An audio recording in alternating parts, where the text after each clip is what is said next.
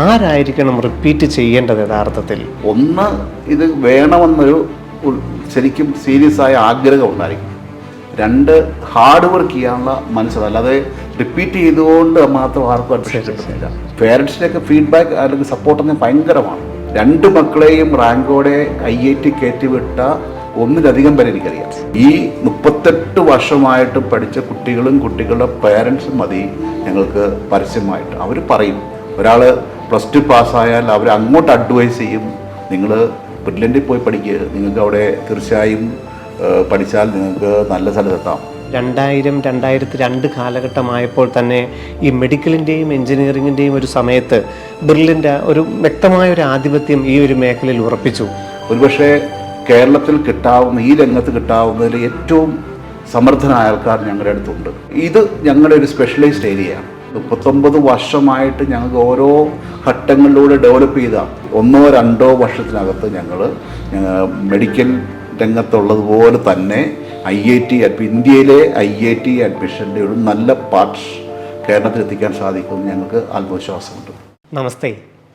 +2-ന് ശേഷം ഒരു പ്രൊഫഷണൽ കോഴ്സിലെ പ്രവേശനം, അത് എൻജിനീയറിംഗ് ആവാം, മെഡിക്കൽ ആവാം, അത് ആഗ്രഹിക്കുന്നവരായിരിക്കും ഭൂരിഭാഗം മലയാളികളും. 39 വർഷക്കാലത്തിലേറെയായി മെഡിക്കലിൻ്റെയും എൻജിനീയറിങ്ങിൻ്റെയും എൻട്രൻസ് മേഖലയിൽ ലക്ഷക്കണക്കിന് വിദ്യാർത്ഥികളെ വിജയതീരങ്ങളിൽ എത്തിച്ചതാണ് ബ്രില്യൻറ്റ് സ്റ്റഡി സെൻറ്റർ. നമുക്കറിയാം, 4 ഡയറക്ടേഴ്സാണ് ഇതിൻ്റെ അമരക്കാർ. സ്റ്റീഫൻ ജോസഫ്, ജോർജ് തോമസ്, സെബാസ്റ്റ്യൻ ജി മാത്യു, സന്തോഷ് കുമാർ. ഇന്ന് സ്റ്റീഫൻ സാറാണ് നമ്മളോടൊപ്പം ഉള്ളത്. സാറിനെ സ്നേഹത്തോടെ ഈ ഒരു ഇൻട്രാക്ഷൻ സെക്ഷനിലേക്ക് സ്വാഗതം ചെയ്യുന്നു.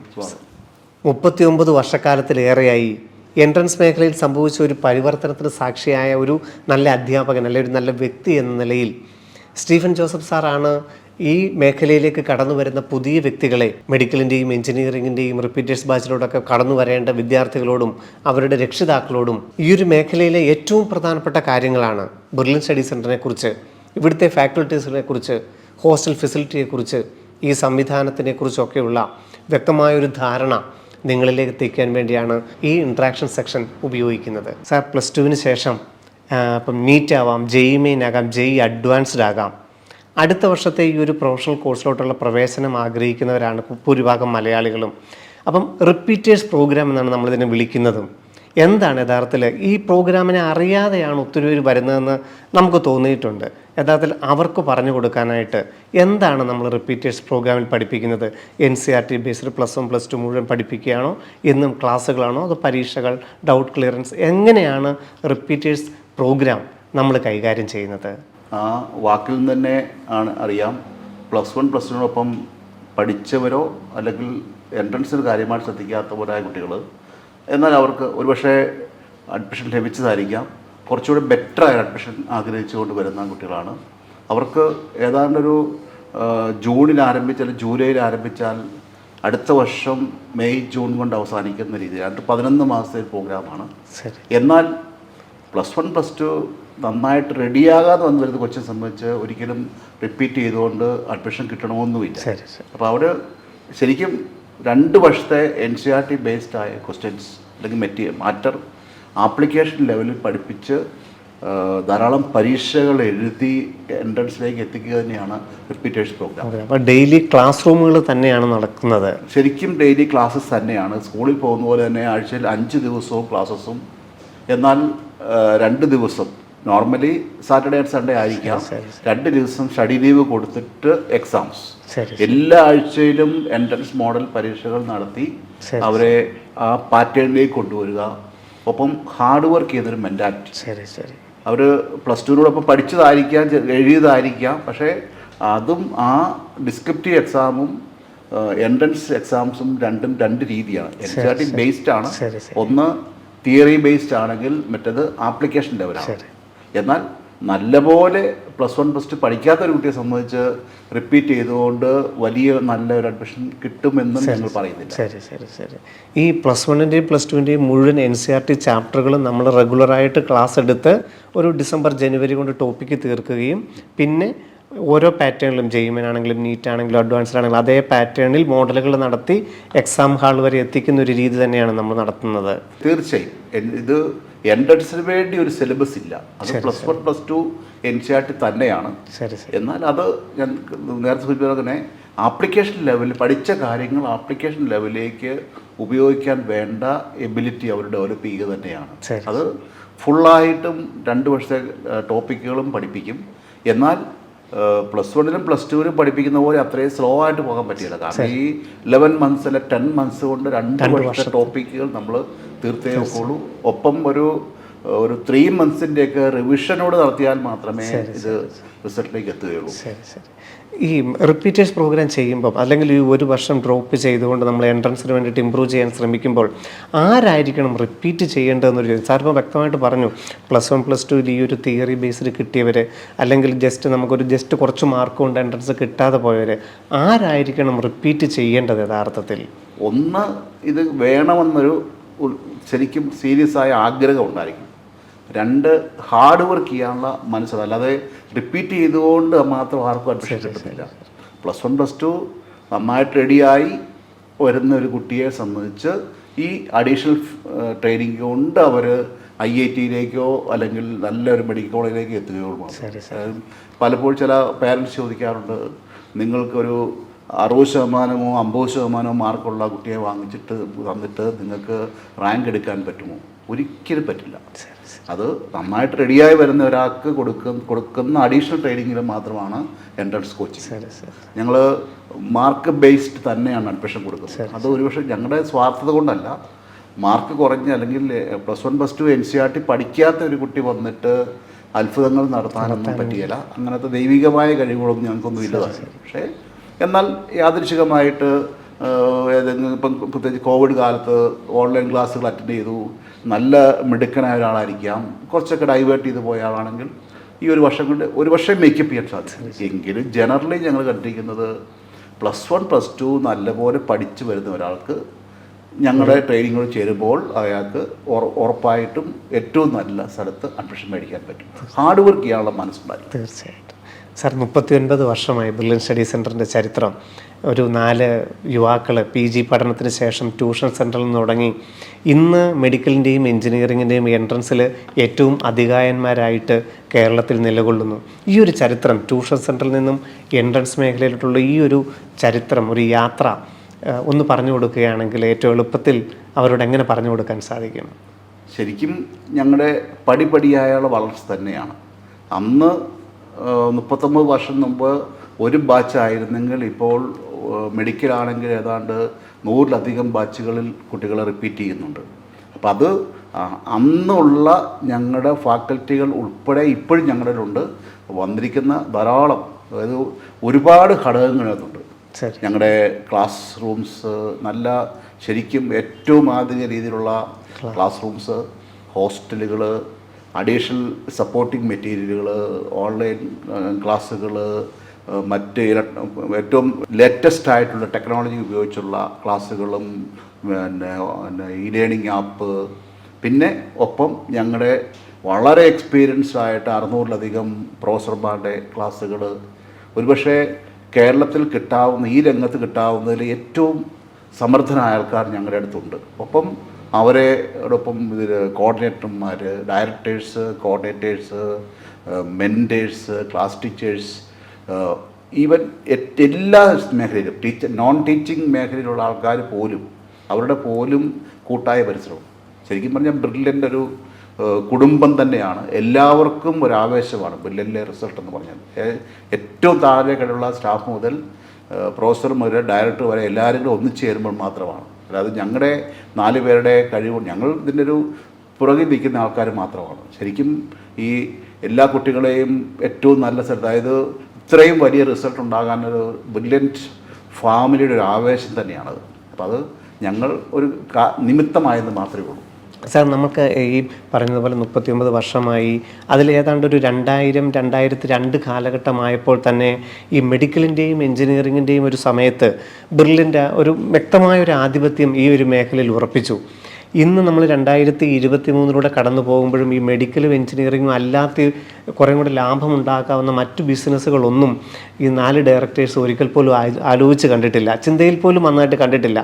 എന്തുകൊണ്ടാണ് ഈ മെഡിക്കലും എഞ്ചിനീയറിംഗ് എന്നുള്ളതിനപ്പുറത്ത് ബിസിനസ് വ്യാപിപ്പിക്കണമെന്ന് തോന്നാതിരിക്കാനുള്ളൊരു കാരണം? ഞങ്ങൾ ബ്രില്യൻ്റ് എന്നൊരു മണി മേക്കിംഗ് സ്ഥാപനമായിട്ട് ഞങ്ങൾ എടുത്തിട്ടേ ഇല്ല. ഞങ്ങൾക്ക് താങ്ങാവുന്നതിലപ്പുറം കുട്ടികളെ കിട്ടുന്നുണ്ട്. ധാരാളം നല്ല മിടുക്കരായ ധാരാളം പേരെ. ഇപ്പം കേരളത്തിൻ്റെ തിരുവനന്തപുരം മുതൽ കണ്ണൂർ വരെ നീളുന്ന 5-6 സെൻറ്ററുകൾ തന്നെ ഞങ്ങൾ ക്ലാസ്സുകളുണ്ട്. അതുപോലെ ഒരുപാട് സെൻറ്റർ ബേസ്ഡ് ക്ലാസ്സുകൾ നടക്കുന്നുണ്ട്. അപ്പം ഇത് തന്നെ ഞങ്ങൾക്ക് താങ്ങാവുന്നതിനപ്പുറമാണ്. മാത്രമല്ല ഞങ്ങൾ പലരും മറ്റ് സ്ഥലങ്ങളിലേക്ക്, മറ്റ് സ്റ്റേറ്റിന് വെളിയിലേക്കും കേരളത്തിന് വെളിയിൽ, ഇന്ത്യക്ക് വെളിയിലേക്ക് വരെ വരുന്നതെന്ന് ചോദിക്കുന്നുണ്ട്. ഞങ്ങൾക്കതല്ല, ഞങ്ങൾ നിൽക്കുന്ന സ്ഥലത്ത് നിന്നുകൊണ്ട് തന്നെ ഞങ്ങൾക്ക് ഇതിലെന്തുമാത്രം മുന്നോട്ട് പോകാൻ സാധിക്കും. അതായത് ഒരിക്കലും മറ്റൊരു മേഖലയിലേക്ക് കടക്കാൻ പോലും ഞങ്ങൾ ആഗ്രഹിക്കുന്നില്ല. കാരണം ഇത് ഞങ്ങളുടെ ഒരു സ്പെഷ്യലൈസ്ഡ് ഏരിയയാണ്. ഇതാരും ഞങ്ങൾക്ക് പറഞ്ഞു തന്നതല്ല. ഞങ്ങൾക്ക് സാറ് സൂചിപ്പിച്ച കണക്കിന് 39 വർഷമായിട്ട് ഞങ്ങൾക്ക് ഓരോ ഘട്ടങ്ങളിലൂടെ ഡെവലപ്പ് ചെയ്ത ഞങ്ങളും ഞങ്ങളോടൊപ്പം നിൽക്കുന്ന സ്റ്റാഫംഗങ്ങളും അല്ലെങ്കിൽ വന്ന ടീച്ചേഴ്സും മറ്റ് മീഡിയകൾ, പൊതുജനങ്ങൾ, അവരുടെ എല്ലാവരുടെയും ഫീഡ്ബാക്ക്, പേരൻസിൻ്റെ ഫീഡ്ബാക്ക്, ഇതൊക്കെ വലിയ പേരൻസിൻ്റെയൊക്കെ ഫീഡ്ബാക്ക് അല്ലെങ്കിൽ സപ്പോർട്ട് ഭയങ്കരമാണ്. 2 മക്കളെയും റാങ്കോടെ IIT കയറ്റിവിട്ട 1-ലധികം പേരെ എനിക്കറിയാം. 2-3 പേരെ, അതുപോലെ അങ്ങനെ ഒത്തിരി പേരുണ്ട്. അപ്പോൾ അവരുടെയൊക്കെ അവർ തന്നെ ഞങ്ങളോട് പറഞ്ഞു തരുന്നു ഇങ്ങനെ കാര്യങ്ങൾ നല്ലതാണ്. അപ്പം ഇവരുടെ ഞങ്ങളുടെ മാത്രമല്ല എല്ലാവരുടെയും കൂട്ടായ ചിന്തയിലൂടെയാണ് ഇത്രയും ഞങ്ങളുടെ ഈ റിസൾട്ടും ഇതുപോലെ എത്താൻ സാധിച്ചിരിക്കുന്നത്. അപ്പം തീർച്ചയായും ഈ രംഗം മാത്രം ഇത് വിട്ട് ഞങ്ങൾക്ക് മറ്റൊന്നും പുറത്തോട്ടും പോകുന്നില്ല. കാരണം ഇത് മതി ഞങ്ങൾക്ക് ധാരാളം ഒരുപാട് പേരെ. അതായത് എൻട്രൻസ് മേഖലയിൽ കേരളത്തിലെ ആധിപത്യം ഞങ്ങൾക്ക് തന്നെയാണ്. എങ്കിൽ പോലും ഞങ്ങൾ തുറന്ന് സംഭവിക്കുന്നു IIT ഇപ്പോഴും ആയിട്ടില്ല. ഞങ്ങൾ കേരളത്തിൽ ഞങ്ങൾ മുന്നിലാണ്. പക്ഷേ ഇന്ത്യയിൽ മൊത്തം എടുക്കുമ്പോൾ IIT അഡ്മിഷനിൽ കേരളത്തിലെ കുട്ടികൾ വളരെ പിന്നോക്കമാണ്. ഞങ്ങളുടെ അടുത്ത ലക്ഷ്യം അതാണ്. അപ്പം ഞങ്ങളിലൂടെ അല്ലെങ്കിൽ ഞങ്ങൾ കൊടുക്കുന്ന സപ്പോർട്ടിങ്ങിലൂടെ മിടുക്കരായ ധാരാളം പേര് കേരളത്തിലുണ്ട്. അവരെ കൂടുതൽ പേരെ IIT എത്തിക്കുക, അത് ആ പിന്നോക്കാവസ്ഥ മാറ്റുക തന്നെയാണ് ഞങ്ങളുടെ അടുത്ത ലക്ഷ്യം. സാർ, ഇപ്പം IIT-കളുടെ നമ്മുടെ നമ്മൾ പറഞ്ഞു, എന്നാലും IIT-കളിൽ പ്രവേശനം നേടുന്ന മലയാളികളിൽ 90% ബ്രില്യൻറ്റിലൂടെ കടന്നു പോകുന്ന വിദ്യാർത്ഥികളാണ്. NIT-കളിലാണെങ്കിൽ 80%-ലധികം മലയാളികളാണ്. ഇന്ത്യയിലെ മെഡിക്കൽ കോളേജുകൾ നോക്കുകയാണെങ്കിൽ 605 മെഡിക്കൽ കോളേജുകളിൽ ഏത് മെഡിക്കൽ കോളേജ് നോക്കിക്കഴിഞ്ഞാലും മലയാളികളിൽ 85% ബ്രില്യൻ സ്റ്റഡി സെൻറ്ററിലെ വിദ്യാർത്ഥികളാണ്. ഒരു പ്രൊഫഷണലിസം നമുക്ക് ഏതൊരു രക്ഷിതാവും, സാർ പറഞ്ഞ പോലെ തന്നെ രക്ഷിതാവും അല്ലെങ്കിൽ കുട്ടിയും പറഞ്ഞ ഒരു കാര്യമുണ്ട്, ബ്രില്യൻറ്റിൻ്റെ ഒരു പ്രൊഫഷണലിസം. എന്താണ് യഥാർത്ഥത്തിൽ ഈ ഒരു വളരെ കൃത്യമായൊരു പാറ്റേണിലൂടെ ആ കുട്ടിയെ കൊണ്ടുപോവുകയും അവരറിയാതെ തന്നെ നമ്മൾ മുമ്പ് പറഞ്ഞതുപോലെ തന്നെ സിലബസിലൂടെയും പരീക്ഷയിലൂടെയും ആ എൻട്രൻസിൻ്റെ ആ ദിവസം അവരെ അവിടെ എത്തിക്കുന്നതിലൂടെ ആ ഒരു പ്രൊഫഷണലിസം, ഡയറക്ടേഴ്സ്, കോർഡിനേറ്റേഴ്സ്, അതിനെക്കുറിച്ച് കൂടി ഒന്ന് വ്യക്തമാക്കാമോ? ശരിക്കും ക്ലാസ്സുകൾ എടുത്തു കൊടുക്കുക, സബ്ജക്റ്റുകൾ കൊടുക്കുക മാത്രമല്ല, വരുന്ന അന്ന് മുതലേ പിള്ളേരെ മത്സരിപ്പിക്കുക തന്നെയാണ്. ഞങ്ങളുടെ പരീക്ഷകൾ, റാങ്ക് ലിസ്റ്റുകൾ, സമ്മാനങ്ങൾ, ക്യാഷ് പ്രൈസസ്, അതുപോലെ തന്നെ അവർക്ക് മോട്ടിവേഷൻ ക്ലാസ്സുകൾ, ഞങ്ങളുടെയും അതുപോലെ ഞങ്ങളുടെ മറ്റു മേഖല, ഓരോരോ മേഖലയും എക്സ്പേർട്സിൻ്റെ മോട്ടിവേഷൻ ക്ലാസ്സസ് ഇടയ്ക്കിടയ്ക്ക് കൊടുക്കും. പേരൻസിനെ വിളിച്ചു കൂട്ടിയുള്ള ഇൻട്രാക്റ്റീവ് സെക്ഷൻസ്. ഇപ്പോൾ ഞങ്ങൾക്ക് പ്രത്യേകിച്ച് ഈ പുതിയ കോവിഡിന് ശേഷമുള്ള കാലഘട്ടത്തിൽ വന്നപ്പോൾ എല്ലാ ദിവസങ്ങളും തന്നെ കുട്ടികൾക്കും പേരൻസിനും ഞങ്ങൾ ഓൺലൈനായിട്ടും ഓഫ്ലൈനായിട്ടും മോട്ടിവേഷൻ ക്ലാസ്സസ് കൊടുക്കുകയാണ്. ഒപ്പം അവർക്ക് കൊടുക്കുന്ന അവാർഡുകൾ ഭയങ്കരമാണ്. അപ്പം ഞങ്ങൾ ഓഫർ ചെയ്തിരിക്കുന്നത് 1 കോടി രൂപയാണ് ഇന്ത്യയിൽ 1ാം റാങ്ക് മേടിക്കുന്ന കുട്ടിക്ക് ഓഫർ ചെയ്യുന്നതല്ല, സമീപഭാവിയിൽ തന്നെ കൊടുക്കണമെന്ന് ഞങ്ങൾക്കറിയാം. കഴിഞ്ഞ വർഷം 50 ലക്ഷം വരെ എത്തിക്കഴിഞ്ഞിരിക്കുന്നു. 3ാം റാങ്ക് IIT 3ാം റാങ്ക് 50 ലക്ഷം. അപ്പം ഈ വർഷം മിക്കവാറും അത് മെഡിക്കൽ എഞ്ചിനീയറിംഗ് മേഖല തന്നെ ആ 1 കോടി എന്ന് പറയുന്ന ആ മാസ്മരിക സംഖ്യയും കൊണ്ട് പോകുന്ന കുട്ടികൾ ഞങ്ങളുടെ അടുത്തുണ്ട്. അപ്പം അങ്ങനെയും കൂടെ മത്സരിപ്പിക്കുകയാണ്. ഓരോ പരീക്ഷകളും പലരും പറയാറുണ്ട് മത്സരം ടെൻഷൻ ഉണ്ടാക്കുന്നു. പക്ഷേ എന്ന് പറഞ്ഞാൽ പോലും ഈ മത്സരങ്ങളിലൂടെ മാത്രം ഇപ്പം പഠിക്കുന്ന കുട്ടിയുടെ മനസ്സിൽ 50 ലക്ഷം മേടിച്ച് തോമസ് ബിജു എന്ന പേര് അവരുടെ മനസ്സിൽ കിടക്കുകയാണ്. അത് നോക്കി അവൻ്റെ ഫോട്ടോ വെച്ച് പഠിക്കുന്ന കുട്ടി വരെയുണ്ട്. ദൈവത്തല്ല, നിന്നെ പോണ എനിക്കും ആയി തീരണേ എന്നാഗ്രഹിക്കുന്നു. അപ്പോൾ ആ ഒരു മത്സരത്തിൻ്റെ സ്പിരിറ്റ് ഇവരിലേക്ക്, അതുപോലെ തന്നെ പേരൻസിനും എൻ്റെ മകൻ IIT ചെല്ലണം അല്ലെങ്കിൽ എയിംസിൽ പഠിക്കണം എന്ന് ഒരു സ്വപ്നം അവരിലേക്ക്, കുട്ടികൾ ചെറിയ ക്ലാസ് ആയിരിക്കുമ്പോൾ തന്നെ കേരളത്തിലെ പേരൻസിൻ്റെ മനസ്സിൽ ഞങ്ങളുടെ പരസ്യങ്ങളിലൂടെ ഞങ്ങൾക്കിടയിലൂടെ ഉണ്ടാകുന്ന ഈ വളർച്ച, കുട്ടികൾക്ക് ഉണ്ടാക്കി കൊടുക്കാൻ പോകുന്ന ഈ വളർച്ച പല പേരൻസിൻ്റെ സ്വപ്നമായിട്ട് മാറിയിരിക്കുകയാണ്. അപ്പം 85% കേരളത്തിലെ എല്ലാ സ്ഥലത്തും JEE മെയിൻ വഴി എടുത്താലും അഡ്വാൻസ്ഡ് എടുത്താലും 85% ഞങ്ങൾ തന്നെയാണ് ഞങ്ങൾ തുറന്ന് സമ്മതിക്കുന്നത്. എങ്കിലും ഞാൻ പറഞ്ഞു, ഞങ്ങളും ആ കാര്യത്തിൽ IIT അഡ്മിഷൻ്റെ കാര്യത്തിൽ ഞങ്ങൾ ഇപ്പോഴും വിജയിച്ചിട്ടില്ല. കേരളത്തിലെ 85% തുറന്ന് പറയുമ്പോൾ തന്നെ ഇന്ത്യയിലെ വളരെ പിന്നോക്കമാണ് കേരളത്തിൽ. അപ്പോൾ അത് സമീപഭാവിയിൽ 1-2 വർഷത്തിനകത്ത് ഞങ്ങൾ മെഡിക്കൽ രംഗത്തുള്ളതുപോലെ തന്നെ ഇന്ത്യയിലെ IIT അഡ്മിഷൻ്റെ ഒരു നല്ല പാർട്ട് കേരളത്തിൽ എത്തിക്കാൻ സാധിക്കുമെന്ന് ഞങ്ങൾക്ക് ആത്മവിശ്വാസമുണ്ട്. ഈ മിന്നുന്ന വിജയങ്ങളിലൊക്കെ നമ്മൾ പറയുമ്പോഴും നമ്മൾ പൊതുജനത്തോട് പറയുമ്പോൾ, കാരണം ഈ മേഖല അത്ര പരിചയമില്ലാത്തൊരു പൊതുജനത്തോട് പറയുമ്പം ഏറ്റവും നല്ല കുട്ടികളെ മാത്രം തിരഞ്ഞെടുത്ത് പഠിപ്പിക്കുന്നു. അഡ്മിഷൻ ക്രൈറ്റീരിയ എന്ന് പറയുന്നു. ഇപ്പം ക്ലാസ് റൂം ബാച്ചുകൾക്കാണെങ്കിൽ അഡ്മിഷൻ ക്രൈറ്റീരിയയിൽ എടുത്ത് പഠിപ്പിക്കുന്നു. സാർ ഇപ്പോൾ സൂചിപ്പിച്ചു, നമ്മളെല്ലാവരെയും എടുത്ത് പഠിപ്പിക്കുന്ന ഒരു മേഖലയല്ല. കഴിവ്, ഇച്ഛാശക്തി, ഇതിനോടുള്ള ആർജവം ഒക്കെ ഉണ്ട്. അപ്പം ഈ അഡ്മിഷൻ ക്രൈറ്റീരിയയെക്കുറിച്ച് ഇനിയിപ്പോൾ അടുത്ത വർഷം നമുക്ക് പ്രവേശനത്തിന് വേണ്ടി തയ്യാറെടുക്കുന്നവർക്ക് നമ്മളൊരു അഡ്മിഷൻ ക്രൈറ്റീരിയ എപ്പോഴും പറയും. അങ്ങനെ ഒരു സെലക്ഷനെക്കുറിച്ച് സാർ അവരോട് സംസാരിക്കാനുള്ളത് എന്താണ്? ഞങ്ങൾ ബിസിനസ് മാൻസ് ആയിരുന്നെങ്കിൽ വെറുതെ എല്ലാവരും ഞങ്ങൾ എടുത്തേനെ. അതിനുള്ള ഫെസിലിറ്റി ഞങ്ങൾക്കുണ്ട്. പക്ഷേ ഒരിക്കലും ഞങ്ങൾ അവരെ അങ്ങനെ വഞ്ചിക്കാൻ തയ്യാറല്ല. +1 +2 NCERT നല്ലപോലെ പഠിക്കാത്ത ഒരു കുട്ടിയെ സംബന്ധിച്ച് എക്സെപ്ഷൻസ് ഉണ്ട് എന്ന് ഞങ്ങൾ പറയുന്നില്ല. എങ്കിലും ഞങ്ങൾ +1ൻ്റെയും +2ൻ്റെയും ഫിസിക്സ്, കെമിസ്ട്രി, ബയോളജി അല്ലെങ്കിൽ മാത്തമാറ്റിക്സിൻ്റെ പെർസെൻറ്റേജ് എടുത്തിട്ട് തന്നെയാണ് ഞങ്ങൾ സെലക്ഷൻ കൊടുക്കുന്നത്. പക്ഷേ ഇപ്പം ഞാൻ ഇടയ്ക്ക് സൂചിപ്പിച്ചിരുന്നു, കോവിഡ് മൂലം ചില വളരെ മിടുക്കരായ കുട്ടികൾ ക്ലാസ് കാണാതെയോ സോഷ്യൽ മീഡിയയ്ക്ക് അഡിക്റ്റഡ് ആയി പോയ ആൾക്കാരുണ്ടായിരിക്കാം.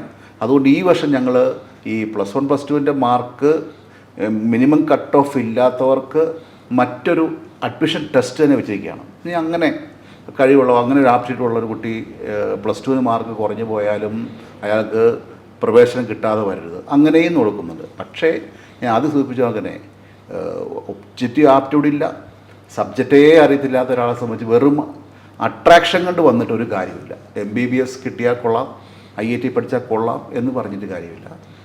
നന്നായിട്ട് NCERT പഠിക്കാത്ത മിടുക്കനല്ലാത്തൊരു കുട്ടി വന്നിട്ട് അവരെ ഒരിക്കലും ഏറ്റവും നല്ല സ്ഥലത്ത് ചെയ്യാൻ ഞങ്ങൾക്ക് സാധിക്കില്ല. അതുകൊണ്ട് തീർച്ചയായും ഇത് കാണുന്ന പേരൻസും കുട്ടികളും അറിഞ്ഞിരിക്കുക, +1 +2 നല്ലപോലെ പഠിക്കാത്ത ഒരാളെ സംബന്ധിച്ച് മറ്റു വഴിയിലേക്ക് തിരിയുന്നതാണ് നല്ലത്. അല്ലാതെ എല്ലാവർക്കും ഡോക്ടർ ആകണം, എല്ലാവർക്കും IIT ചെല്ലണം എന്ന് ആഗ്രഹിക്കാം, അത് റിയലാക്കാൻ ബുദ്ധിമുട്ടാണ്. സാർ, പാവപ്പെട്ടവർക്കും സ്വപ്നം കാണാൻ അവകാശമുണ്ട്. ഞാൻ വന്ന കാലഘട്ടം തന്നെ ഏതാണ്ട് ഒരു 2000 കാലഘട്ടം കൊണ്ട് തന്നെ ഞാൻ ആ സമയത്താണ് വരുന്നത്. ആ സമയം തൊട്ട് മുതൽ എനിക്ക് നേർക്കാഴ്ചയാണ് എപ്പോഴും. ഒരു കുട്ടി പോലും ഈ ക്യാമ്പസിനകത്തോട്ട് വന്നിട്ട് പൈസ ഇല്ല എന്നൊരു പേരിൽ ഒരു കുട്ടിക്ക് പോലും ഒരു വിദ്യാഭ്യാസവും നമ്മൾ നിഷേധിച്ചിട്ടില്ല. അത് IIT ആവാം, മെഡിക്കലാവാം, ഹോസ്റ്റൽ പഠനമാകാം, ഫുഡ് ആൻഡ് അക്കോമഡേഷൻ ആകാം. പാവപ്പെട്ടവനെ ഇന്നും ഒരു കൈത്താങ്ങായിരുന്നു ബ്രില്യൻറ്റ് സ്റ്റഡി സെൻറ്റർ. അതിനേക്കുള്ളൊരു നിയോഗം ശരിക്കും ദൈവത്തിൻ്റെ ഒരു നിയോഗമായിരിക്കും നിങ്ങൾക്ക് 4 പേർക്കും അതിലൂടെ നമുക്ക് കിട്ടിയിരിക്കുന്നത്. അതിനെക്കുറിച്ച് 2 വാക്ക്. പലരും എൻട്രൻസിനെ പറ്റി വിമർശിക്കുന്നതാണ്. ഇത് പണക്കാർക്ക് മാത്രം താങ്ങാൻ പറ്റുന്ന ഒന്നാണ്. പക്ഷേ ഞങ്ങൾ മാത്രമേ കാണുള്ളൂ. ബ്രോഷറിനകത്ത് തന്നെ കൃത്യമായിട്ട് പറഞ്ഞിട്ടുണ്ട് സാമ്പത്തികമായ ബുദ്ധിമുട്ടുള്ളവർക്ക് പ്രത്യേക പാക്കേജ് ഞങ്ങളിലുണ്ടെന്നുള്ളത്. അപ്പം സാമ്പത്തികമായിട്ട് പിന്നോക്കം നിൽക്കുന്ന ഒരു കുട്ടിക്ക് ഇവിടെ വന്നാൽ, ഞങ്ങളെ കണ്ടാൽ, എന്നെയോ ഞങ്ങളുടെ ഡയറക്ടേഴ്സിനെയോ ഞങ്ങളുടെ ഏതെങ്കിലും സ്റ്റാഫ് മെമ്പറിനെ കണ്ടു കഴിഞ്ഞാൽ ബുദ്ധിമുട്ടാണെന്ന് പറഞ്ഞാൽ അവർക്ക് വേണ്ടത് ഒരുപക്ഷെ ഫീസ് ആകാം സൗജന്യം, ഹോസ്റ്റൽ ഫീസും ഫുഡ് ആൻഡ് അക്കോമഡേഷൻ വരെ 100% ഫ്രീ ആയിട്ട് ധാരാളം. ഇത് കേൾക്കുന്ന എല്ലാവർക്കും അറിഞ്ഞിരിക്കുക. ഈവൻ പോയി അഡ്മിഷൻ എടുക്കാൻ പോലും വശമില്ലാത്തയാൾക്ക് അതിനുള്ള ഫീസ് എയർ ടിക്കറ്റ് വരെ കൊടുത്ത് എയിംസിൽ കൊണ്ടുപോയി ചേർത്തിട്ടുണ്ട്.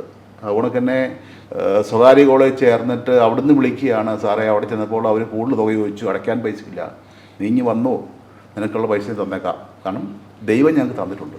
അപ്പം അതായത് പാവപ്പെട്ടു എന്നൊരു വാക്ക് ഞങ്ങൾ ഉപയോഗിക്കാറില്ല. ബുദ്ധിമുട്ടുള്ള ആൾക്കാർക്ക് തുറന്നു പറഞ്ഞാൽ ഞങ്ങൾ അതുപോലെ തന്നെ പിന്നോക്ക വിഭാഗത്തിൽപ്പെടുന്ന ആൾക്കാർ. ഗവൺമെൻറ്റിൽ തന്നെ ഞങ്ങളെ തന്നെ കേരളത്തിലെ പട്ടികവർഗ വിഭാഗക്കാർക്ക് കോച്ചിങ് കൊടുക്കാനുള്ള സ്ഥാപനമായിട്ട് വർഷങ്ങളായിട്ട് ഞങ്ങൾ തന്നെ തിരഞ്ഞെടുക്കുന്നത്. അതുപോലെ എസ് കാറ്റഗറിക്കാർക്ക്, ഫിഷർമെൻസിൻ്റെ മക്കൾക്ക്, ഇവർക്കൊക്കെ ഭാഗികമായിട്ടോ ഫുള്ളായിട്ടോ സൗജന്യം. അപ്പം ഇനിയും പിന്നോക്കം വേണ്ട, മുന്നോക്കം ആയിക്കോട്ടെ, സാമ്പത്തികമായിട്ട് ബുദ്ധിമുട്ടുണ്ട് എന്നൊരു കുട്ടിയോ പേരൻറ്റോ പറഞ്ഞാൽ അതിൻ്റെ പിന്നോക്കാവസ്ഥ അറിഞ്ഞിട്ട് എത്രയാണെന്ന് മനസ്സിലാക്കിയിട്ട് അവർക്ക് ശരിക്കും അവരുടെ അർഹത തന്നെയാണ്. അപ്പോൾ അർഹമായ സൗജന്യങ്ങൾ ഞങ്ങൾ കൊടുക്കാറുണ്ട്. അത് ഞങ്ങളുടെ കടമ തന്നെയാണ്. ശരിക്കും പറഞ്ഞാൽ ഒരു 20% കുട്ടികൾ, അഞ്ചിൽ ഒരാളെങ്കിലും കുറച്ചെങ്കിലും സൗജന്യം പറ്റിക്കൊണ്ട് പഠിക്കുന്നുണ്ട്. അത് ഞങ്ങൾ വളരെ അഭിമാനത്തോടെ പറയുന്ന കാര്യം. അത് ഞങ്ങളുടെ കടമ തന്നെയാണ് അങ്ങനെ ചെയ്യട്ടും. ഇപ്പോൾ സാറ് ബുദ്ധിമുട്ടുള്ള കുട്ടികളെ പഠിപ്പിക്കുന്ന കാര്യം പറഞ്ഞു. ഇത് കൂടാതെ അക്കാഡമിക്കിൽ ഉന്നത നിലവാരം പുലർത്തുന്നവർക്ക് എനിക്ക് തോന്നുന്നു 10% മുതൽ 100% വരെ സ്കോളർഷിപ്പോടു കൂടിയൊക്കെ പഠിക്കുന്നുണ്ട്.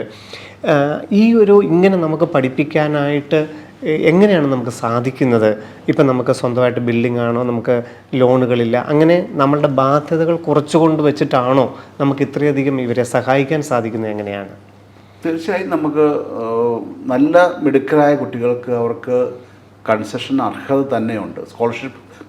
സ്കോളർഷിപ്പിന് അർഹതയുണ്ട്. അപ്പം അത് 10% സാർ സൂചിപ്പിക്കാൻ തന്നെ 10% മുതൽ 100% വരെ ആകാം. അത് അർഹതയ്ക്കുള്ള അംഗീകാരം തന്നെയാണ്. ഒരിക്കലും അതുകൊണ്ട് അങ്ങനെ കൊടുത്തത് കൊണ്ട് ഞങ്ങളുടെ ഈ സംവിധാനത്തെയോ അല്ലെങ്കിൽ ക്ലാസ്സുകളെയോ ഒരിക്കലും ബാധിക്കുന്നില്ല. അപ്പം ഫീസിൻ്റെ പാർട്ട് തന്നെയാണ്. ഞങ്ങൾ അതിനുവേണ്ടി തന്നെ ഒരു എമൗണ്ട് കാണുന്നുണ്ട്. അപ്പം ടോട്ടൽ കളക്ഷനകത്ത് ഒരു നല്ലൊരു ശതമാനം ഇത്തരം സൗജന്യങ്ങൾക്കും സ്കോളർഷിപ്പുകൾക്കും മുൻകൂട്ടി കണ്ടു തന്നെയാണ് ഞങ്ങൾ മുന്നോട്ട് പോകുന്നത്. ഞങ്ങൾക്ക് ധാരാളം കുട്ടികളെ ഈ രംഗത്തേക്ക് കയറ്റി വിടണം. പരമാവധി 85% എന്ന് പറഞ്ഞാൽ ഇത്തരം സപ്പോർട്ടുകളും. ഒരുപക്ഷെ ഒരു കുട്ടി മറ്റൊരു ട്രാക്കിലേക്ക് പോകാനിരുന്നതായിരിക്കാം. അവന് ഇങ്ങനെയും കൂടെ കൊടുക്കുമ്പോൾ +2 100% മാർക്ക് മേടിച്ച കുട്ടിക്ക് ബ്രില്യൻറ്റിൽ വന്നാൽ 90% സൗജന്യമായി പഠിക്കാമെന്ന് പറഞ്ഞാൽ ഒരുപക്ഷെ അവൻ അങ്ങനെ മാറി ചിന്തിക്കും. അപ്പം മിടുക്കരായ കുട്ടികളെ ഈ രംഗത്തേക്ക് തിരിച്ചുവിടൽ തന്നെയാണത്. പിന്നെ സാറേ, ബ്രില്യൻറ്റിൻ്റെ പരസ്യം എനിക്ക് തോന്നുന്നു റിസൾട്ട് വരുന്ന സമയത്ത് മാത്രമേ നമ്മളൊരു പരസ്യം എന്നുള്ള രീതിയിൽ, ഇപ്പം നമ്മൾ അധികം ചിലവുകൾ ബാക്കിയുള്ള കുട്ടികളെയൊക്കെ പഠിപ്പിക്കുന്ന കാര്യത്തിൽ എടുക്കുന്ന അതൊക്കെ ആയിരിക്കാം നമുക്ക് കഴിയുന്നത്. പരസ്യം എന്ന് പറയുന്നത് നമ്മൾ ഒരിക്കലും ഈ ബിസിനസ്സിൻ്റെ കാര്യം മുമ്പ് പറഞ്ഞതുപോലെ തന്നെ നമ്മൾ റിസൾട്ട് കുട്ടികളിൽ എത്തിക്കുക, നമ്മളുടെ വിജയം അവരിൽ അറിയിക്കുക എന്നുള്ളതിനപ്പുറം ഒരു പരസ്യം എന്ന രീതിയിൽ ഒരിക്കലും ബ്രില്യൻ സ്റ്റഡി സെൻറ്ററിനെ ഞങ്ങൾ ഒരു മേഖലയിലും കാണാൻ സാധിക്കാറില്ല. എന്തുകൊണ്ടായിരിക്കാം അങ്ങനെ നമ്മളുടെ ഉള്ള ഈ ഒരു സംവിധാനങ്ങളെല്ലാം നമുക്ക് പരസ്യത്തിലൂടെ മറ്റുള്ളവരിലേക്ക് എത്തിക്കാൻ ശ്രമിക്കാതിരിക്കുന്നത്? ശരിക്കും ഞങ്ങളുടെ പരസ്യം ഞങ്ങളുടെ പഴയ പേരൻസാണ്. ഇവിടെ പഠിക്കാൻ വന്ന ഒരു കുട്ടിയോ പേരൻറ്റോ ബ്രില്യൻറ്റിൽ പോയത് നഷ്ടമായി പോയി എന്ന് പറയാറില്ല. ഇനി ഈവൻ അഡ്മിഷൻ കിട്ടിയില്ലെങ്കിൽ പോലും അവർ പറയും അവിടുത്തെ ക്ലാസ്സുകൾ ഞങ്ങൾക്കൊരു അസറ്റായിരുന്നു. അവിടെ പഠിച്ചതുകൊണ്ട് എനിക്ക് തുടർന്നുള്ള പഠനത്തിൽ ഹാർഡ് വർക്ക് ചെയ്യാൻ പഠിച്ചു, സബ്ജക്റ്റ് ശരിക്കും പഠിച്ചു. അപ്പം ഈ 38 വർഷമായിട്ട് പഠിച്ച കുട്ടികളുടെ പേരൻസും മതി ഞങ്ങൾക്ക് പരസ്യമായിട്ട്. അവർ പറയും, ഒരാൾ +2 പാസ്സായാൽ അവർ അങ്ങോട്ട് അഡ്വൈസ് ചെയ്യും, നിങ്ങൾ ബ്രില്യൻറ്റിൽ പോയി പഠിക്കുക, നിങ്ങൾക്ക് അവിടെ തീർച്ചയായും പഠിച്ചാൽ നിങ്ങൾക്ക് നല്ല സ്ഥലത്തെത്താം. അത് എനിക്കറിയാം. അങ്ങനെ സാമ്പത്തികമായി പിന്നോക്കം നിൽക്കുന്ന കുട്ടിക്ക് പൈസ കൊടുത്തു വിട്ട പേരൻസ് ഉണ്ട്. നിങ്ങൾ അവിടെ വണ്ടിക്കൂലി കൊടുത്തു വിടും. അവിടെ ചെന്നിട്ട് സ്റ്റീഫൻ സാറിനെ കണ്ടു കഴിഞ്ഞാൽ നിങ്ങൾക്ക് ബാക്കിയുള്ളത്, അതായത് സാമ്പത്തികമായി പിന്നോക്കം നിൽക്കുന്നതാണ്. അയാൾ ആ വ്യക്തി അവനെ അങ്ങനെ പറഞ്ഞു വിട്ടില്ലായിരുന്നെങ്കിൽ അയാളുടെ വീട്ടിൽ കൂലിപ്പണിക്ക് എന്നതാണ്. അപ്പോൾ ചെന്നപ്പോൾ +2-ന് 600 മാർക്ക് മേടിച്ചിട്ട് ഗതികേട് കൊണ്ട് പഠിക്കുക എന്ന് അവനോട് നീ +2 പാസ്സായിട്ട് പഠിക്കുന്നില്ലെന്ന് ചോദിച്ചപ്പോൾ സാമ്പത്തികമായിട്ടില്ല. അപ്പം അയാൾ 500 രൂപയും കൊടുത്തിട്ട് വണ്ടി കയറ്റി വിടുകയാണ്. നീ ആരായി വീട്ടിൽ ചെന്നിട്ട് ഏതെങ്കിലും ഡയറക്ടറെക്കാണ് നിങ്ങളുടെ കാര്യം പറ, അവർ സപ്പോർട്ട് ചെയ്യും. അവനിപ്പോൾ MBBS ഇപ്പോൾ ഫൈനൽ ഇയർ പഠിച്ചുകൊണ്ടിരിക്കുകയാണ്. ഒരിക്കലും അവനോ അവൻ്റെ പേരൻറ്റോ സ്വപ്നം പോലും കാണാത്തൊരു കാര്യമാണ് ആ ഒരു പണിക്ക് എന്ന വീട്ടിലെ ആൾ കൊടുത്ത ആ ഒരു ഡയറക്ഷൻ. അതാണ് ഞങ്ങളുടെ പരസ്യം. റിസൾട്ട് വരുമ്പോൾ ഞങ്ങൾ ശരിയാണ്, അത് ഞങ്ങൾക്ക് പിള്ളേരെ കിട്ടാൻ വേണ്ടിയല്ല, ഈ ഇന്ത്യയിലെ 3ാം റാങ്ക് കിട്ടിയ ആ കുട്ടിയെ സംബന്ധിച്ചൊരു അംഗീകാരമാണ്. കേരളത്തിലെ എല്ലാവരും അറിയണം ഇങ്ങനെ ഒരു മിടുക്കനായ ഒരാളുണ്ടായിരുന്നു. അതുകൊണ്ടങ്ങനെ ഇന്ത്യയിലെ എല്ലാവരും അറിയണം തോമസ് ബിജു എന്ന ഒരു മിടുക്കനായ ആൾ കേരളത്തിലുണ്ടായിരുന്നു. ഇന്ത്യയിലെ IIT എൻട്രൻസിൽ 3ാം റാങ്ക് മേടിക്കാൻ മാത്രം കഴിവുള്ള ഒരാളുണ്ടായിരുന്നു. അത് ആണ്. അല്ലാതെ ഞങ്ങൾക്ക് ഒരിക്കലും പരസ്യങ്ങളിലൂടെ കുട്ടികളെ പിടിക്കേണ്ട ആവശ്യമില്ല. ഞങ്ങളുടെ പരസ്യം ഞങ്ങളുടെ പേരൻസ് ആണ്. ഏതെങ്കിലും ഒരു സെൻറ്റർ ചേർന്ന് കരുതി പ്രത്യേക അവർക്ക് അഡീഷണലായ നേട്ടം കിട്ടാറില്ല. ഈ 6 സ്ഥലത്തും ഞങ്ങൾ ഒരേ ഫെസിലിറ്റീസ്, ബിൽഡിംഗ് ഒഴികെ ബാക്കിയെല്ലാം സെയിമാണ്. ഒരു കുട്ടി ക്യാമ്പസിൽ പ്രവേശിക്കുന്ന മുതൽ അയാളെ IIT-യിലോ എയിംസിലോ ചേർക്കുന്നോടം വരെ നീളുന്ന ഒരു പ്രവർത്തനം നയിക്കുന്നത് എല്ലാവരും, ഏറ്റവും താഴേക്കിടയിലുള്ള ജീവനക്കാർ മുതൽ പ്രൊഫസേഴ്സ് വരെ ഉൾപ്പെടുന്ന വലിയൊരു ഗ്രൂപ്പിൻ്റെ ആവേശമാണ്. അതാണ് ബ്രില്യൻ ടീം എന്ന് പറയുന്നത്. ആ പേരൻ്റ്, കുട്ടി, ഞങ്ങൾ 3 കൂടെ ചേരുമ്പോഴാണ് ഇത്രയും വലിയ റിസൾട്ട്. ഇന്ത്യയിൽ കിട്ടാവുന്നതിൽ ഏറ്റവും നല്ല ലേണിംഗ് ആപ്പ് ഞങ്ങളുടേത് മാത്രമാണ്. അതും സൗജന്യമാണ് അവർക്ക്. നന്നായിട്ട് ഉപയോഗിക്കാമെങ്കിൽ എല്ലാം നല്ലതാണ്. ഓൺലൈനും നല്ലതാണ്, ഓഫ്ലൈനും നല്ലതാണ്. കഴിഞ്ഞ വർഷം ഞങ്ങളുടെ മെഡിക്കൽ റാങ്ക് എടുത്ത കുട്ടി ഓൺലൈനായിട്ട് അറ്റൻഡ് ചെയ്ത കുട്ടിയാണ്. എൻട്രൻസ് സംബന്ധമായ വാർത്തകളും അപ്ഡേഷനുകളും ഏറ്റവും വേഗം ആധികാരികമായി അറിയാൻ ബ്രില്യൻ സ്റ്റഡി സെന്റർ പാല യൂട്യൂബ് ചാനൽ സബ്സ്ക്രൈബ് ചെയ്യുക. ബെൽ ഐക്കൺ അമർത്തുക. ഈ വീഡിയോ മറ്റ് സുഹൃത്തുക്കളിലേക്കും ഷെയർ ചെയ്ത് നൽകുക.